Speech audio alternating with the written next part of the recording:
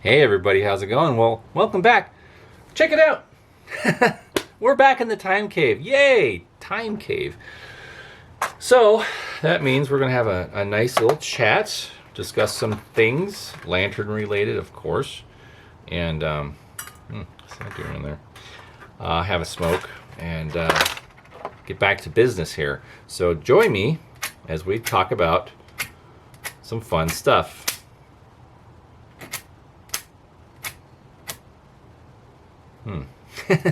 It'll light.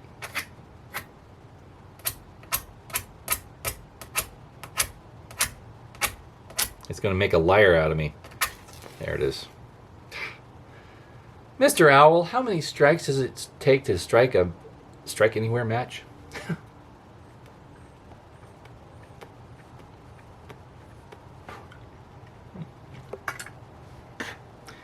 Oh, backlash. All right. Today I'm enjoying a little bit of, a little bit of EMP early morning pipe. Originally a Dunhill blend, of course. Now they sold off all their pipe tobacco blends to Peterson.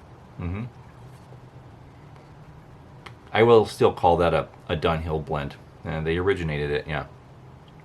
And it's a nice one. I really like EMP. It has just the right balance of Latakia and Orientals and different kind of Turkish tobaccos. It's a very fine mix. Yes, it is. Especially in a Dunhill pipe. Yeah. Anyways, we're burning the old channel's namesake, the Rayo 17. Ah, look at that beauty. I am so honored to have this thing. They have become very desirable. And when they do turn up, they do fetch a few bids, and I wouldn't be able to touch one now. At least a handful of months ago they were. I've been noticing a bit of a downturn in sales on tubular lanterns.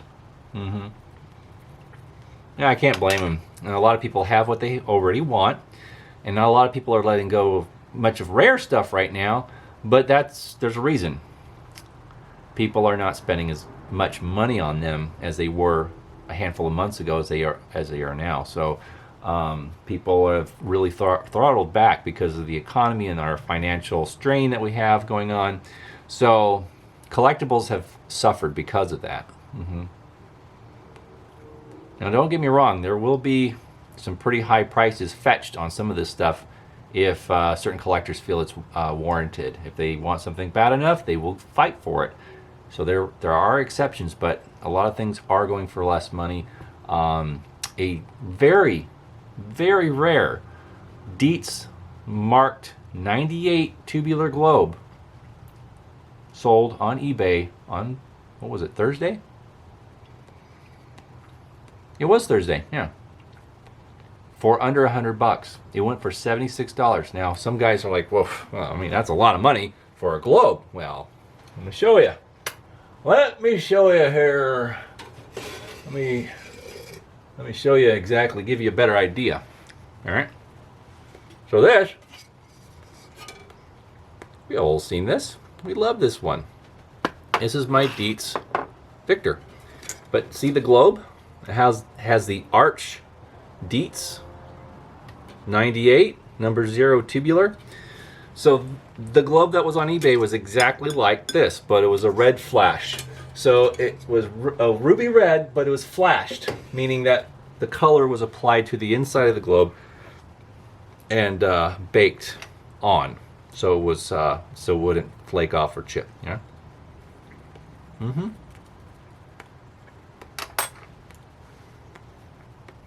on. So it's not common to find those globes colored. It's hard to find them clear to begin with, but when they're colored either blue or red or whatever, they're definitely sought after items. And I've seen Dietz number 0 tubular ruby red flashed globes from the 90s fetch $250 and plus. It depends on their condition, of course, but they will fetch good money. This one only went for $76, so that's an indication that well, there was a lot of bids. There were plenty of bids on it. Don't get me wrong. It wasn't flying under anyone's radar. People knew about it. Some people forgot about it at the end and they were distracted, so they didn't bid. But I know who won it. I'm not going to disclose that because he wants to keep it under, he wants his privacy kept. But that's fine. I totally appreciate that. But it went to a good friend and a tubular lantern collector, someone in the community. So it's in good hands, and he's going to enjoy it. And when he's ready, he's going to debut it, I'm sure. But he got a good deal on it, and I've told him this. He's like, well, after shipping and all that and taxes, it pinched. I'm like, well, I understand that eBay has their fees to gain, and now you have to pay tax. So that's understandable. It drives a bargain that you think you're getting up beyond bargain prices, but that's life in the big city on eBay. I'm sorry, I don't do nearly as much shopping on eBay as I used to. I've throttled way back, but if there's something special or unique, then I do go after it. So today, we're going to share something a little different. Now, I've already showed this lantern before, but I wanted to revisit some of the different designs for some of my new subscribers. I have some new subscribers, and last night we were visiting some friends in Anaheim. Shout out to Bob and Amber. Thanks again for a wonderful evening at your place. They're into vintage lifestyle like my wife and I, and they have a beautiful place, and they also have their backyard kind of arranged like an old ghost town. It's very well done, and I was having fun telling them about the lanterns they have in their ghost town backyard, and they were curious. They found out I have a YouTube channel, and I do tubular lantern stuff, and so I'm like, well, here, let me help you out. So I told them exactly what they have, and they were very appreciative. Turns out Amber's brother is also into old mining equipment and lanterns, so I've been helping him know what he has.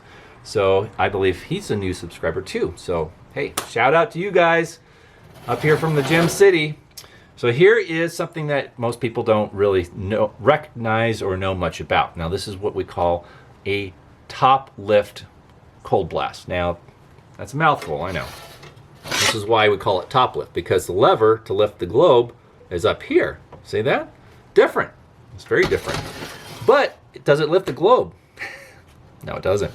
So once you depress this lever down, you crank it down, the chimney lifts. I'm like, well, how are you going to light the lantern from up here if the globe is still attached to the globe plate? Interesting. That is quite the predicament. How do you light this thing? Well, I will show you. You take the globe, it's hinged. It has these hinges right here, see? And then you tip it back, right? So you always want to be mindful of the globe itself because it's not held in except by pressure on the globe wires. So sometimes it's best just to take that out, especially if you're going to clean it. Now the squat globe design is actually very good for cleaning. It's one of the reasons why it was invented. So the squat globe has a much larger mouth, so you can actually fit your whole hand in there. And I have a big hand, let me tell you. I'm 6'4" and I have big hands, so yeah, that's actually dirty. Sorry. What am I doing? God. Anyway, so you can get your paper towel in there and clean it just fine.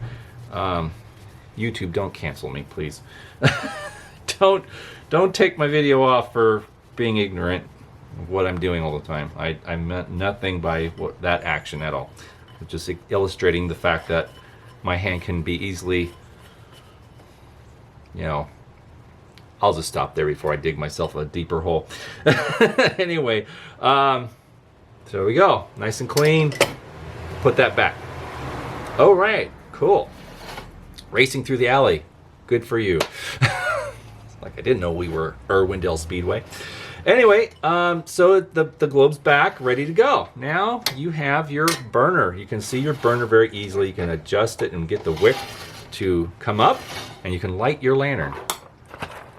So we will do that. See if this one strikes.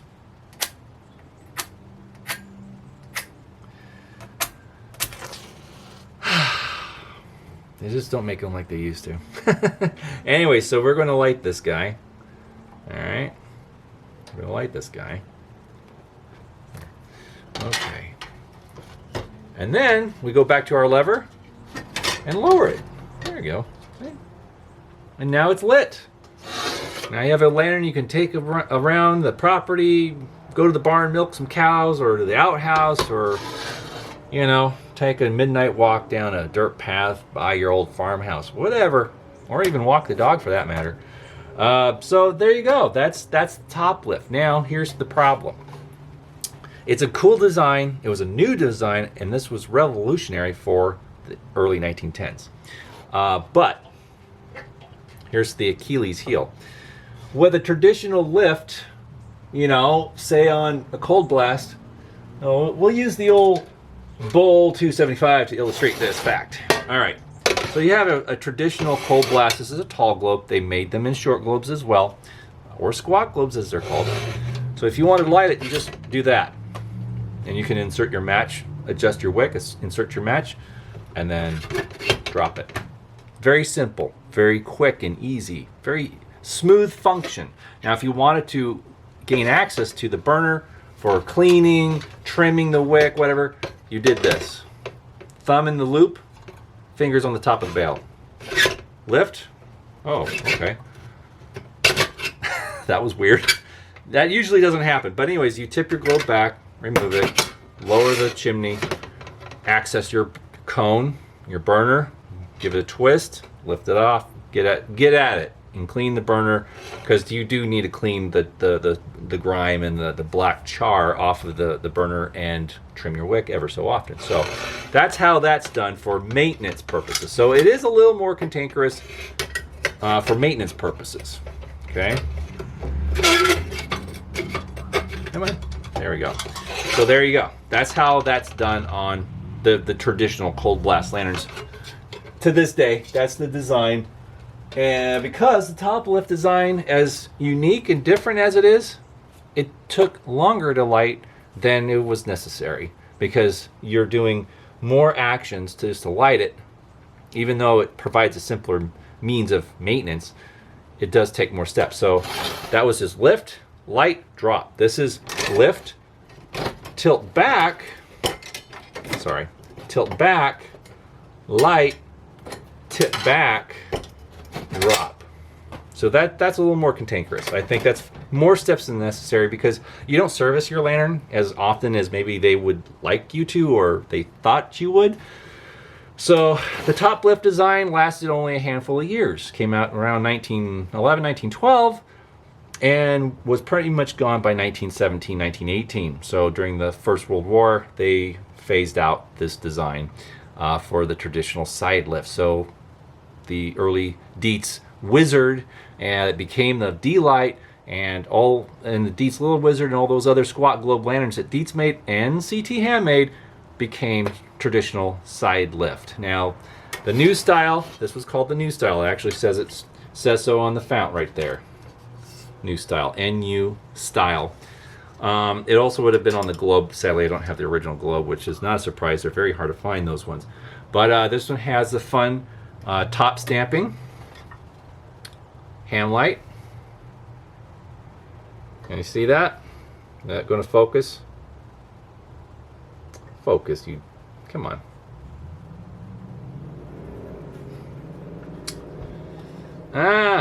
Focus. Anyways, you see it. Sorry, my camera doesn't want to focus. But anyways, it's very cool. It's a neat design, but today now they're just collectible because of their uniqueness and their place that they hold within tubular lantern history. And they were short-lived, so that makes them harder to find. They made a lot of them, but a lot of them were thrown away too. Now, was CT Ham the only one that made these? No. Dietz also made a top lift about the same time, and it's called the D-Light. So the D-Light was originally a top lift design like this CT Ham. And then Defiance made one, which is really cool. I'll have to show you that one. I don't have a Dietz anymore. I sold it a year and a half ago or so. But I will have another one. Trust me, I will. Not a problem. But anyways, they also made these. Let's see. Paul's offered one. It was called the Easy Light.